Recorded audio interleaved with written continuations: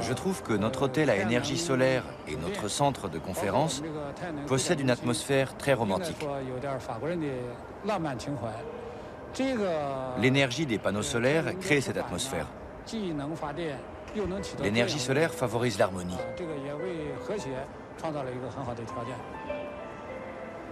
Aujourd'hui, le solaire est la meilleure source d'énergie pour l'humanité.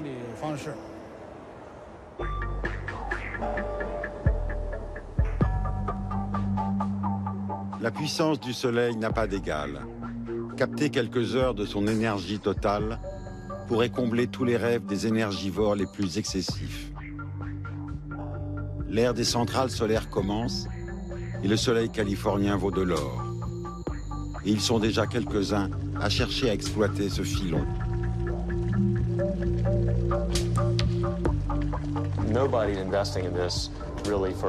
On n'investit pas dans le solaire pour des raisons altruistes, mais parce que c'est un secteur viable, en plein essor, et qu'on veut en profiter. Bright Source a la chance de pouvoir compter sur quelques gros investisseurs internationaux. Deux des meilleures entreprises, Vantage Point et Draper Fisher, nous ont aidés dans nos débuts, suivis par BP, Chevron, Google et quelques autres.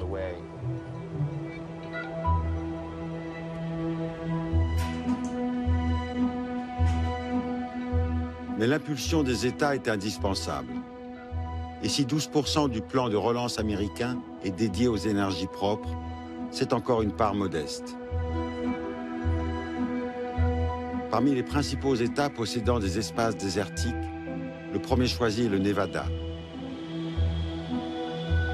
C'est dans cette zone aride, propice à une grande concentration de panneaux photovoltaïques, que la plus grande centrale solaire du pays a été construite, tout près de Las Vegas, ville de tous les excès. Visite d'un de ces lieux où Mr. Carbone est prié de s'en aller.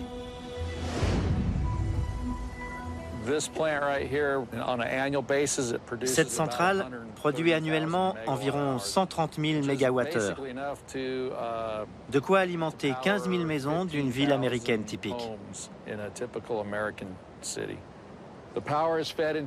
L'électricité est acheminée vers le réseau via les pylônes qui se trouvent derrière la salle de contrôle. Elle est produite derrière ce bâtiment marron tout au fond. Puis elle passe vers la salle des commutateurs qui se trouve à côté. Et de là, elle est envoyée à Las Vegas. La centrale ne tourne que pendant la journée.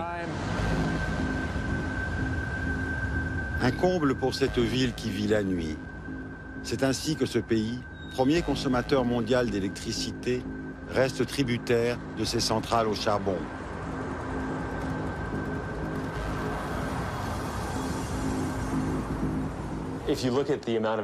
Étant donné la quantité d'énergie produite par le soleil, notre problème n'est pas un problème énergétique, mais de captage et de distribution. Chaque jour, le soleil fournit 5000 fois la quantité d'énergie qui nous est nécessaire. Il nous reste juste à réussir à la capter et à la distribuer pour pouvoir l'utiliser correctement.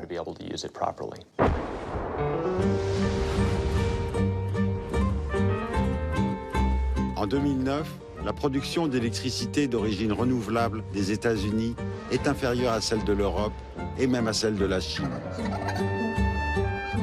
Avant que les émissions de gaz carbonique puissent diminuer, Mr. Carbone a encore de belles nuits en perspective. Et à l'échelle mondiale, il a le temps de voir venir.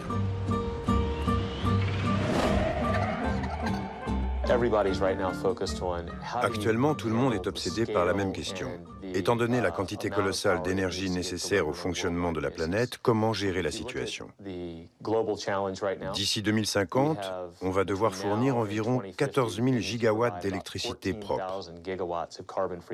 1 gigawatt correspond à peu près à la production d'une centrale nucléaire. Il va donc falloir construire l'équivalent en production de 14 000 centrales nucléaires d'ici 2050 pour régler le problème des émissions de CO2.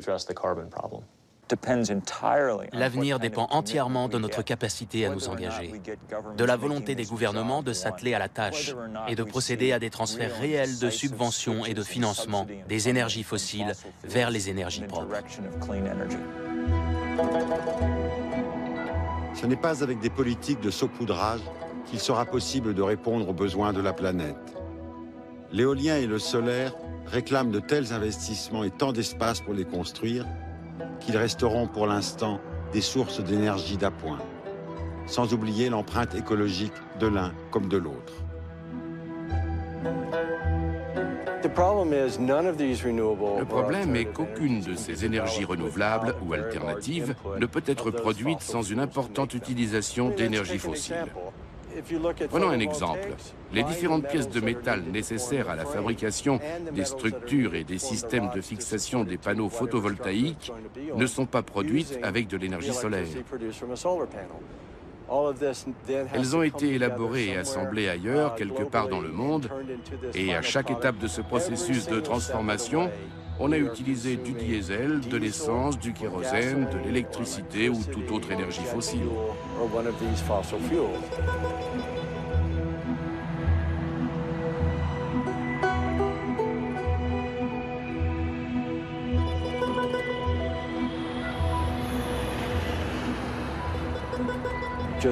À l'ouest d'ici, nous avons d'immenses parcs éoliens.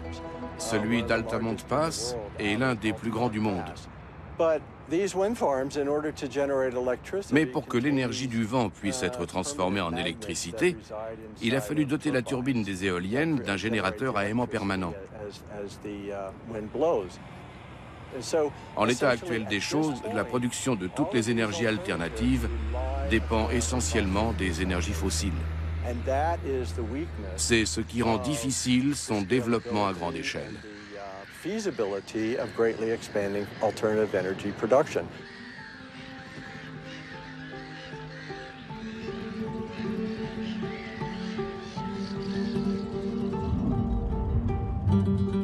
Carbone continue à rôder dans les parages des énergies renouvelables. Et son empreinte ne disparaîtra qu'au terme d'un nouveau questionnement sur ces technologies. La seule façon de connaître la viabilité à long terme d'une énergie alternative consiste à tester ce que j'appelle sa reproductibilité.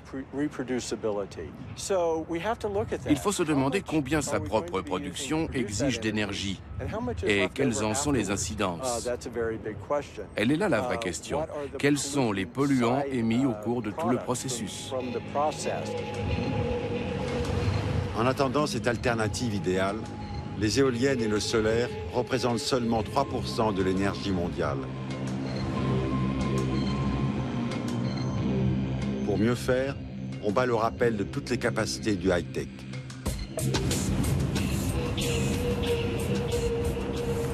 À l'échelle continentale cette fois, avec par exemple l'ambitieux projet d'un consortium européen baptisé Desertec.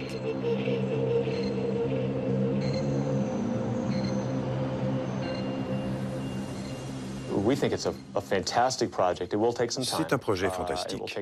Il faudra du temps et de la patience, mais l'idée d'acheminer de l'électricité de cette zone très ensoleillée qu'est le Sahara vers l'Europe est parfaitement viable. À long terme, le potentiel de ce programme est considérable.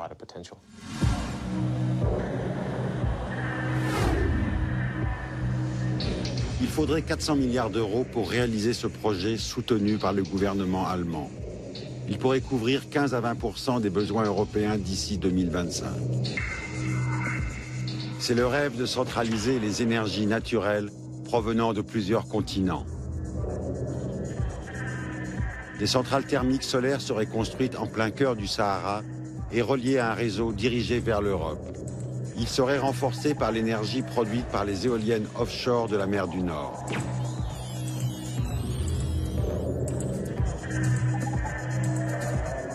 L'ère des grands projets pour sauver la planète a commencé.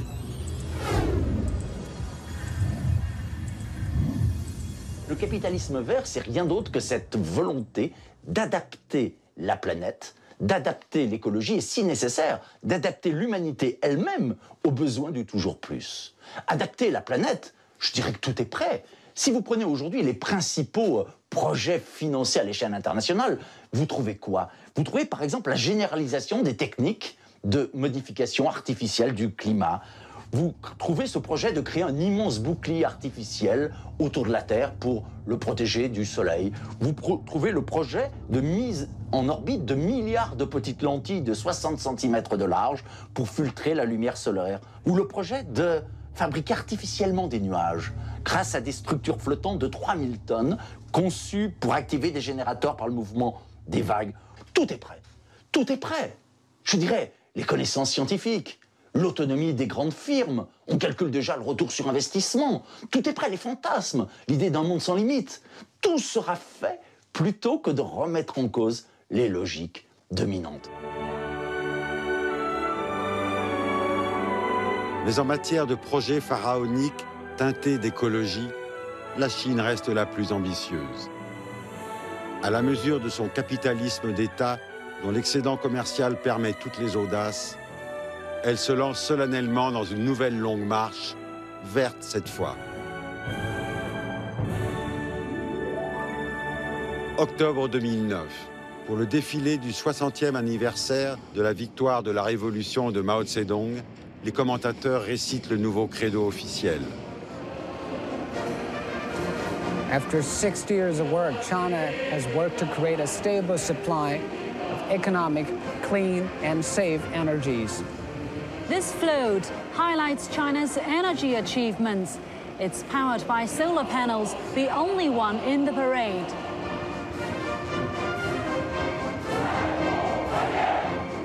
This formation represents ecology and environmental protection. New China issued its first comprehensive regulations on environmental protection in the 1960s, and in the 1990s, environmental protection was upgraded to a state policy. The scientific outlook on development calls for sustainable development, a well-off life, and a sound ecosystem. And this requires environmental awareness.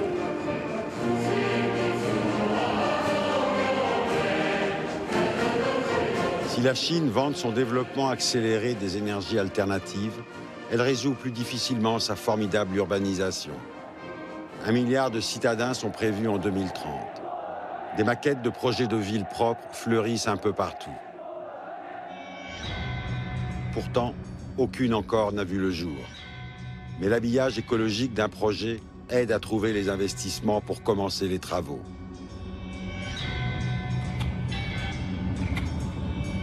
Les promoteurs de Zhaofeidian, proche de la ville de Tongshan, à 250 km de Pékin, ont vu grand. Du colossal écologique. 原来这就是一片盐碱滩涂地，现在你看，起码变成地了，现在形成了这个陆域，这速度就够快的了。非常快。我们测算一下，这个30平方公里的建设大概得用4000亿人民币的投资。他们做这么这个宏伟的事，有魄力的这个，这么宏伟的事，确实已经超出了我们。就是我们按照唐山这个，按照唐山这水平，30平方公里，是我们10年全部才能收，不干别的就干这事儿。关键是我们这个在建设这个上面没有得到这个国家和省市的大力支持，全是靠着地方财力一点点在做。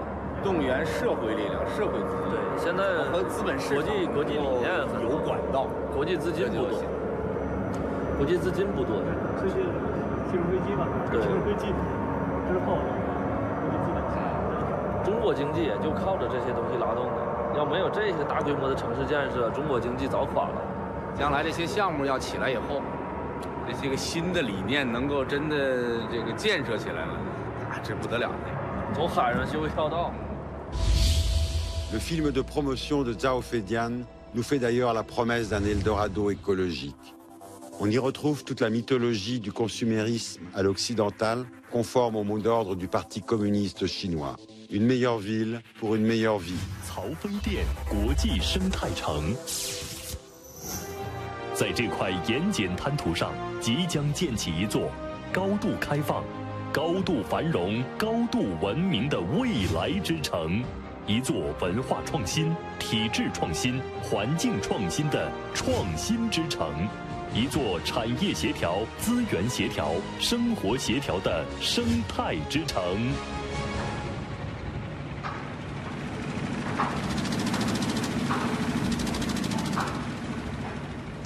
La construction de Chao Phredian vient juste de commencer.